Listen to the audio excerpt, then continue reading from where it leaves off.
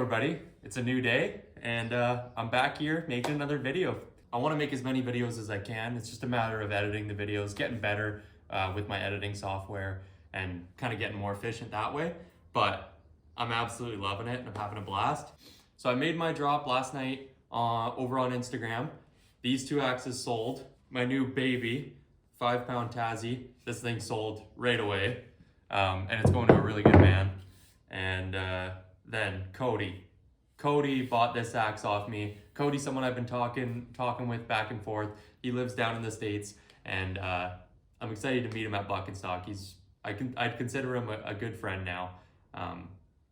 Been a super good guy, super supportive, hard-working young man, and he needed a Wedgebanger. This was the perfect one for him. Check this out, people. This is a Buck and Special. I don't know how long he's had this. I'm assuming he's probably had it for quite a few years at this point. He's been going over his personal collection, and he's been doing acts of the day over on his website. So pretty cool, something to check out. This one is beautiful. So this one sold. I handle all the packing and shipping and all that. So I'm gonna pack this one up, pack both of these two up, and this is the project at hand. So this is my last prototype Buckin Wedgebanger handle. And I'm gonna make a nice Wedgebanger with this St. Catharines Kelly Works, made in Canada. Super nice little 3.5-pound axe with a nice pull on it and should balance out nicely on this straight handle. And I've been talking with SizeMoreTrees. He's on YouTube here, and we talk a bit on Instagram, and he seems like it might be the axe for him. So who knows? I would be absolutely honored, and that would be a super cool thing to do. But either way, I'm gonna try and make this axe today after packing all these babies up. And I've got a box. I did crack it open, but I figured this would be a good thing to kind of open up on the camera here. I've been running this McCulloch one. It's a finishing sander, and it's starting to just fall right apart. There's like pieces coming out of the inside when I'm sanding. All of a sudden, this random piece of something mechanical falls out, and it's still giving her. I mean, you got to give it to McCulloch. Even with it falling apart, it's still doing the job, but it was time. Ooh. And this one looks quite nice.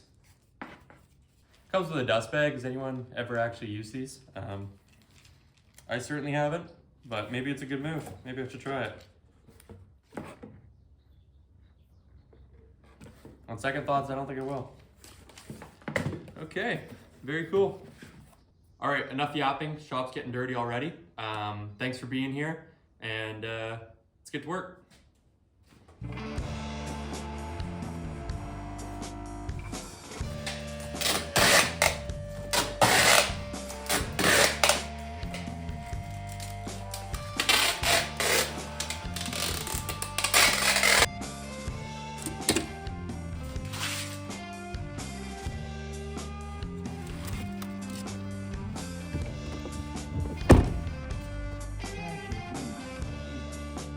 Okay, time to get started on this beauty little Wedgebanger.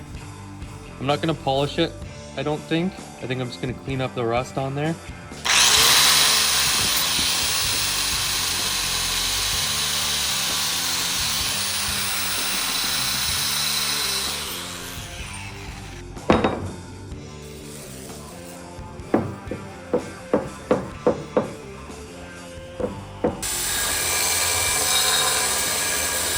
All right, little change of plans. Buckin's gonna go drop a tree. I'm gonna be his cameraman. I've done a little bit of camera work for him, and I like to do and just kind of help out whichever way I can. And I'm always looking for other work, so I'm gonna go do that with him. We got a gimbal that I'm gonna try out, a bit of a steady cam. Hello, hello. Hey, buddy. What, are we going to go drop a tree? We are. Can you come with me? Yes, I can. I got the gimbal. Perfect. Let's try the gimbal. You just missed out on a vintage soft fire up. Oh, damn. Yeah. I heard it from the shop. Because you're in the axe community, aren't you? Well, getting there. Well, I want to show you. I couldn't help myself. I can't watch these vintage axes just disappear into no man's land. This is the one I made on the that's actually on the website right now, Axe of the Day. Nice. It is a 4.5 pound tool all the way around. Look. 4.5 pounds, which means the head with a 28-inch handle, which means the head's probably weighing in at close to 3.5 pounds. Yeah. But well, it is actually. This one is. Luke, I gotta say it again. This handle, I've got a few axes on it now, and I've had it on my Wedgebanger for I don't know how many years. There it sits. This is the complete inspiration for this handle was this axe. And I don't know about you, but see any resemblance? Oh yeah. Yeah, getting a lot of good feedback on that handle. Are you? Good, yeah. Because you won't know until you try, friends. Yeah. Honestly, it is a multi-purpose handle. Splitting wood. You need to flip the handle around to bang. I call it the home handle. It's home everywhere you grab it. And it's got a very nice little magical 4 inches right here, which turns it into a whip. I know you guys think I'm nuts sometimes when I talk about this stuff, but I'm telling you, I live with these things in my hands and have since I've been a kid. And I know the feeling of a big skookum fat handle and a balance point out here. I know what that does to a guy's body and his hands and the wood, the thing he's hitting. It does nothing. But I also know what that does out there. It's called rocking the sock. You want to release all the fury and whoop whop. It all ends up out here on the wood or the wedge. It's the same principle. It's a striking tool. So a fat handle is not good. Luke, this handle, there's thought behind this handle. I'm very excited. So dude, you remember me showing you that? Remember this one? Yes. That's that 4-pound gilpin. Oh. With the toe cranked right off it? Yeah. You want to look at it here. Can you focus in, Luke, on that profile? The whole profile. Holy. Wow. We should actually bring this today. Just for, this is the epitome of a bullet. Yeah. It's actually very similar to the wood bullet. You don't see many vintage heads that chunky. No. Like, unless we're talking malls or something like that. Yeah, or one of these. Like, look at this thing. This is my test axe. Look at that, Luke. Oh, wow. That's my test axe. Yeah. And the reason it was my test axe because it's got a massive eye on it. Is that just because of the toe being so worn out? Or yeah, I mean, it's thick to begin with. You got to admit, though, the guy brought that down nicely. Yeah. He didn't just wipe the toe out. Do you know what I heard? Australian and New Zealand, Australians, all my Australian friends, I got a good buddies down there. A friend of mine told me that why all the toes are worn off the axes is because not just everyday normal use, they have to split their wood, not have to, but a lot of them split it on concrete because you know the old story on the ground, it takes your shock away, right? Well, these guys down in Australia, they get their wood split, they're splitting on concrete. So that's what one of my buddies told me, whether there's some truth in it. He's a very good source. I'll bet you, and he's 50-something years old. He's almost 60. So he knows the story of these. Does that not make sense? It does. Hard surface. So that's interesting to me. Very interesting. Anyways, let's go cut a freaking tree down. All right. I think I want to take this guy. Let's do it. Let's go put this one to use.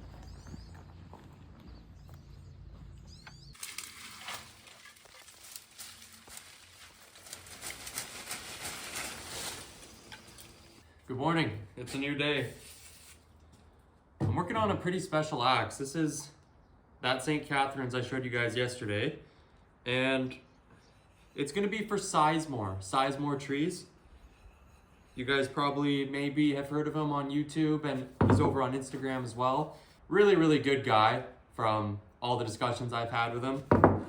Some of these trickier ones where I have to take a lot of material down and reprofile, sometimes it's a challenge. Like sharpening in general is quite a challenge. You think you've made a breakthrough and you're like good at sharpening now, and then you're not really. So on some of these trickier ones, I get Buckin's help on, and I usually get him to look it over anyways.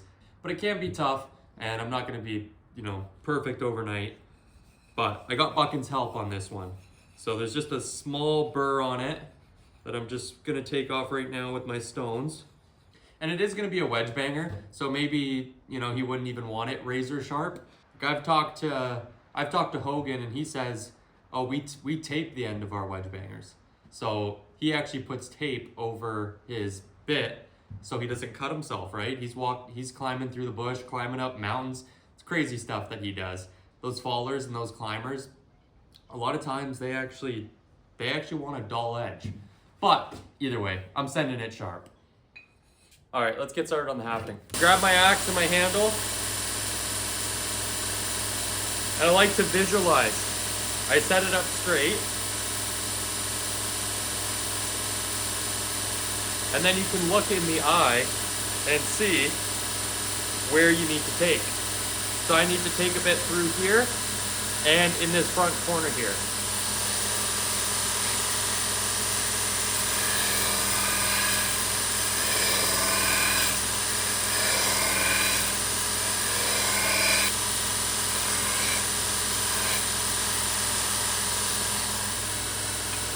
Once you can get it fitted on there once, it makes your world a whole lot easier, because the wood will show you exactly where you need to take from. You can see after one go at it on that sander, I can now slip this head on just at the top, right? But now I can look right in there again and see where I need to take. Or if you really wanna know, you can push it on there, take it off, and see, where am I getting caught up? I'm getting caught up right there, right on these front corners, and that's super common. Little bit on the back. So, just something to keep in mind.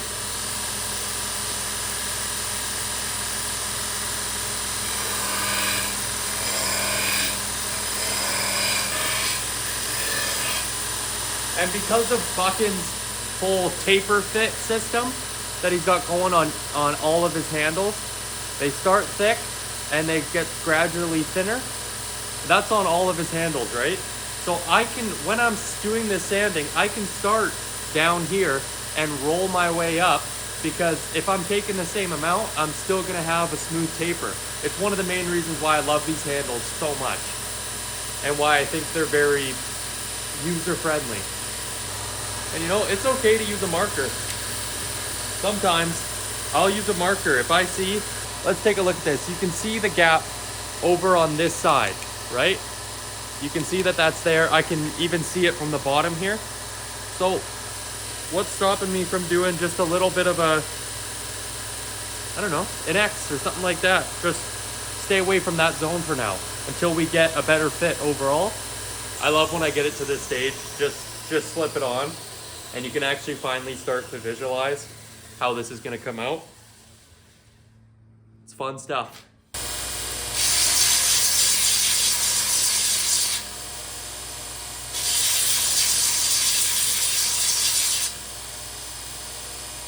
You can see this is all starting to look good.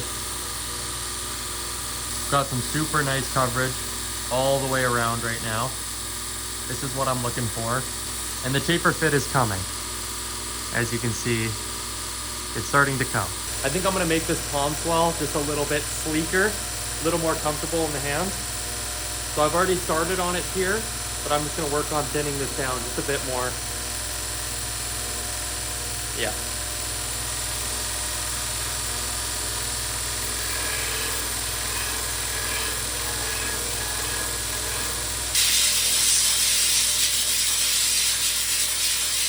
Okay, I'm quite happy with how this is all looking and feeling. Now I think it's all palm sander.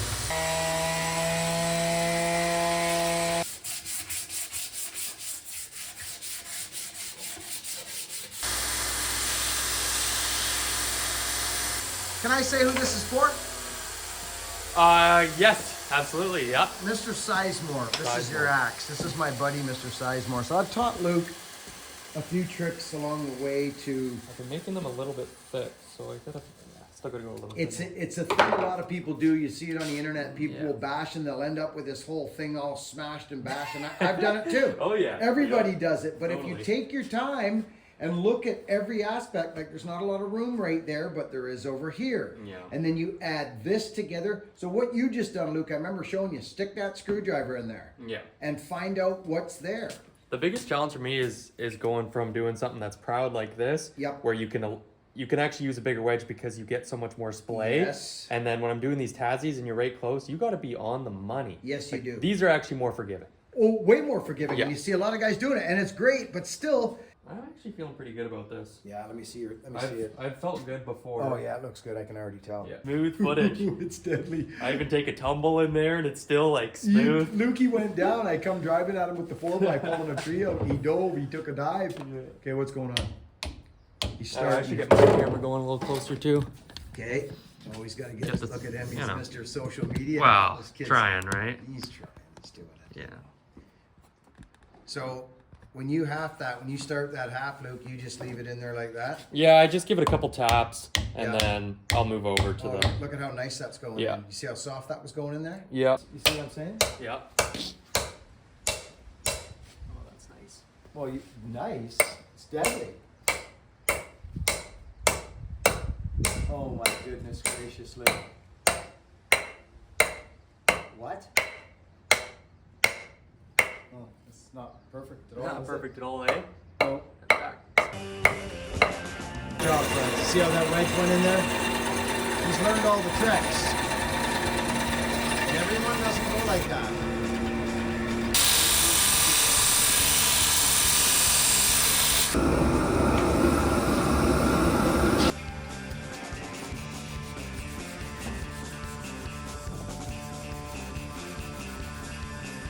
Okay, now for the best part, soaking it in Watka. This is a heartwood handle that I burned quite significantly. So the more Watka, the better on a handle like this. And there we are.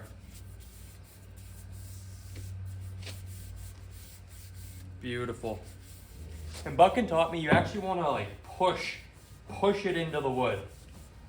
So it's not just a lather on and let sit. You actually want to work it into all those pores that are now open from burning it.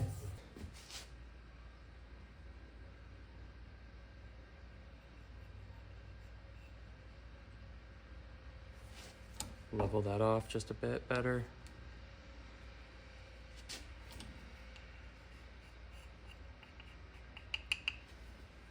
But this thing's almost done and I am super, super happy with it. I think Mr. SizeMore will be too. I'm gonna go in with a light 320 on here.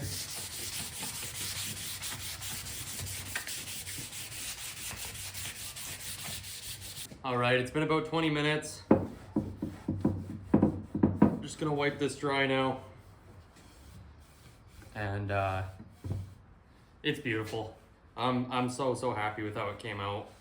These new Buckin 28 handles, super, super nice. I'm sad this is my last one until we get more in, but I'm happy it's going to the right guy.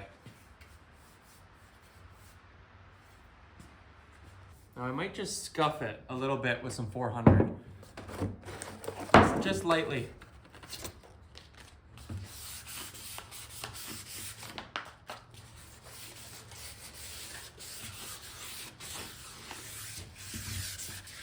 All in all, thank you guys so much for being here and watching another one of my videos. I'm enjoying it. I'm enjoying making them. I'm loving making these axes. And big thanks to SizeMore as well for taking a chance on me and purchasing this axe off me. I hope it serves you well, and I'd love to hear some feedback on how it works for you.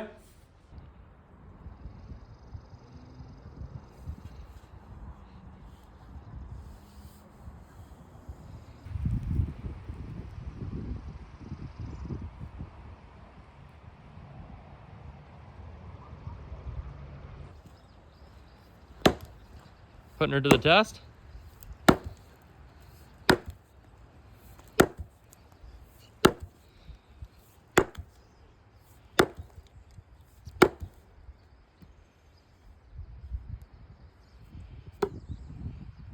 This is nice, man. She holding up? This handle, I know I keep saying it every time I grab it. You guys are gonna get tired of hearing me say this, but this was a project that was kind of close and dear to my heart. And it is the simplest design, but there's magic in this handle. There's absolute magic in this handle. This little thinner spot here, and it's not thin, it's just thinner. It creates it creates whip. That's what it does. It creates whip. But this, palm swell's nice. it really does, Yeah. man. Such a nice design. Like I've banged a wedge. This is my Wedgebanger hand.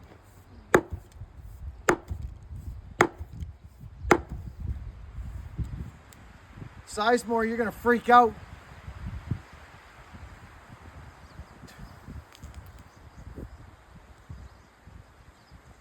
Dude, that profile's nuts. Yeah. A little bit of help from Buck and Billy Ray on the profile. Nice and strong. 25-ish, maybe even So it's somewhere around there. This is nice. Nice compact SizeMore, edge. you're gonna wanna, if you're gonna be hanging that off your hip or using it as a Wedgebanger, that's sharp. Like I don't know if I would have that. I would. Well, it's close. Yeah. Guys don't carry really sharp axes in the bush if they're got it off their hip. All it takes is one rub of the elbow, and you're opened up. So, but that's personal preference. I'm not doing a lot of chopping in the bush. I've had to chop myself out several times, but you know, I like to be able to just kind of rub my hands across the top with my fingers. It's sharp, but this is a multi-purpose axe. Yeah. He can dull it himself if he needs to. Well, it won't take long, Lou. Yeah. I'll dull it for him. Like it'll happen. Yeah. Nice job. Thank you.